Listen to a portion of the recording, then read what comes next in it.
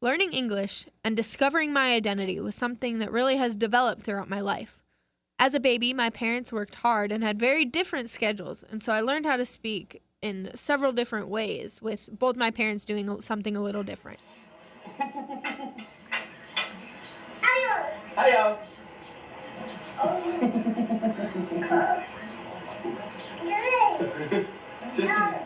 My dad, who was with me nights and weekends, had a really good time trying to get me to copy the weird sounds he was making. However, if I was talking and he would recognize a word I was saying, he would repeat it and show me what it was to try and help my comprehension. Hi, what are you up to? Hi. Mickey. Where's Mickey? Jessica, what are you doing? Snow? There's no snow just because we have a storm. For many people, it's difficult to remember how they learned to speak. Can you say apple? Say apple. Can you say apple? I know you could say apple. For me, I see the reflection of my learning in each and every child in my mother's home daycare center. My mom started her daycare when I was about a year old, right as I had started learning to speak. What's a cow say? What's a piggy say? What's a lamb say? What does sheep say? What does a chicken say? What's a horsey say?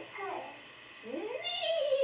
My mom taught me specific words and meanings by showing me toys or pictures and making sure I knew what each word was associated with. She taught me things such as animal sounds, counting, and the alphabet. I learned how to talk trying to repeat my parents and how they spoke. My mother used to talk on the phone all the time, and I picked up on that quickly. They used to let my cousin, who was a year older than me, talk on the phone for hours just so we were able to talk to each other. Apparently, it was easier to have a conversation with me when I was on the phone.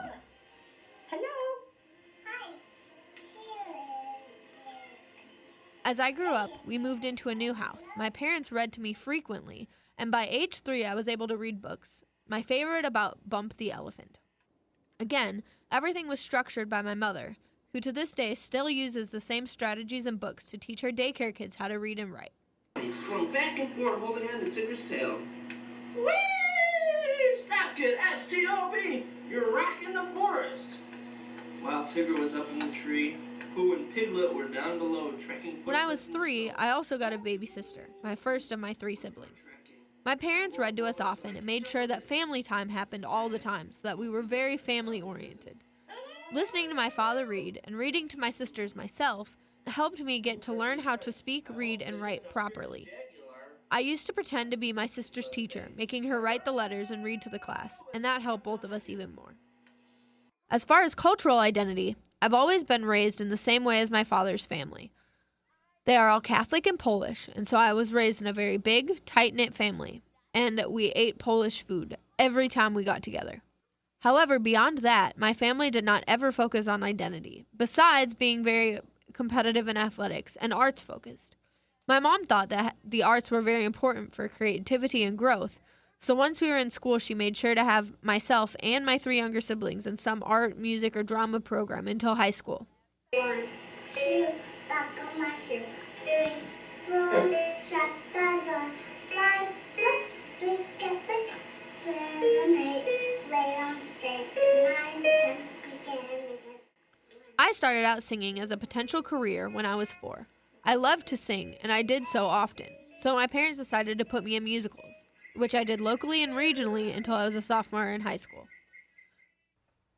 I learned to read music, sing, and play clarinet and some piano during middle school, and when I was in high school, I took lessons and pursued my dream to become a music teacher.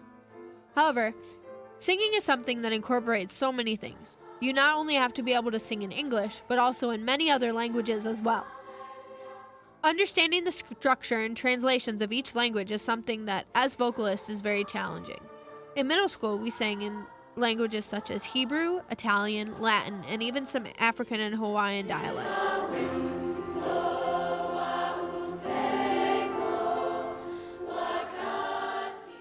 In a choral setting, it is not as important to understand what the text means because a director is telling you what to do.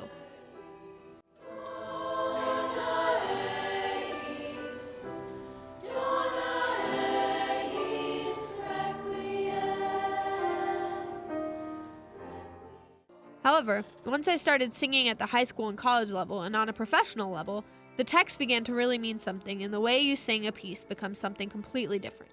The stress words, the actions and emotions behind the performance, and the way you sing the piece in general all depend on what the translations are, both in general and word for word. For instance, in this Italian piece, I'm singing about a lost love. It is very different from the next piece I'm singing, a French piece about a young girl who is dreaming about her crush.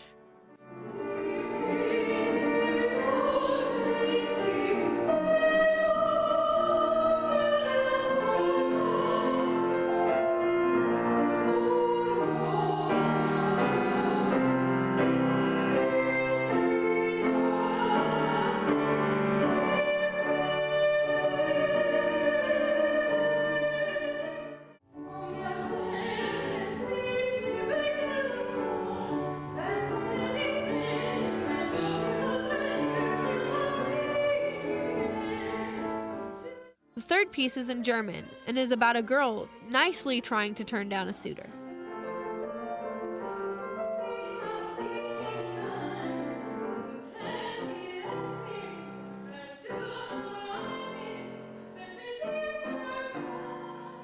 These are just a few of the languages that are focal points for singing.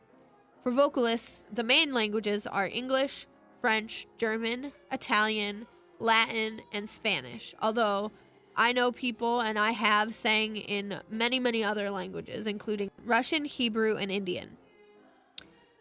As a music teacher, I have to be aware of the many different languages and cultures that are used in teaching music. Music has been the major part of my identity and has been shaped by all my different teachers as well as my parents. To make music accessible to all students, I have to remember that music is a language of its own and encompasses many other languages, all of which are equally important to what my life and my students' musical lives are about.